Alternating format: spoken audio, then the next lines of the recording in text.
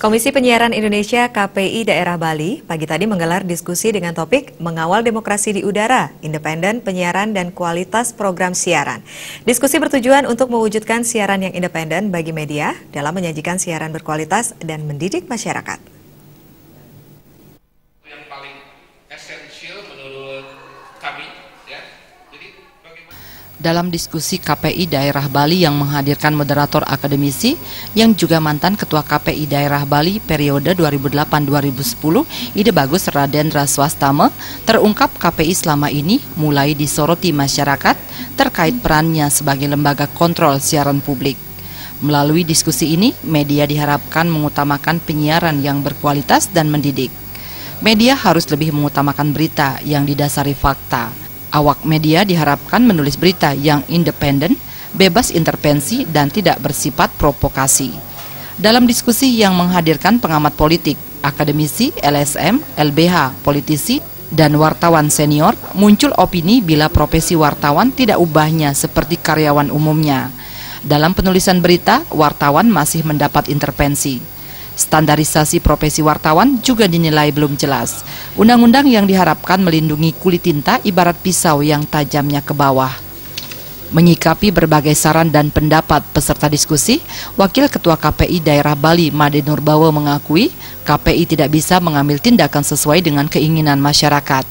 Jika ada pihak yang kehilangan independensi dalam penyiaran, KPI hanya mampu memberikan saran dan sebatas memberikan rekomendasi. Karena saat ini kita melihat banyak keluhan dan pengaduan masyarakat di bidang siaran, tetapi juga itu tidak sepenuhnya menjadi masalah lembaga penyiaran atau lembaga-lembaga yang memiliki kewenangan itu, tetapi ini ada kondisi objektif yang memang harus diselesaikan secara bersama. Satu sisi lembaga penyiaran sebagai industri tidak harus tetap mampu berkelanjutan untuk eksis menjadi fungsi atau menjalankan fungsi medianya. Sisi lain mereka juga harus memiliki tanggung jawab sosial di ranah publik untuk menjalankan fungsinya, mendidik, memberikan informasi, menghibur ya, dan juga kontrol sosial. Pada kesempatan ini, saran dan kritikan tidak saja fokus terhadap media. KPI pun tidak luput dari kritik terkait fungsi KPI sebagai lembaga kontrol yang harus mampu bersikap netral. Selama ini, proses pemilihan pengurus KPI masih dilakukan oleh orang-orang politik di DPR maupun DPRD yang diakui peserta diskusi. Sistem pemilihan yang melibatkan dewan tidak menjamin bila kepengurusan KPI bisa lepas dari intervensi berbagai kepentingan, terutama dalam menjalankan fungsinya sebagai lembaga kontrol penyiaran.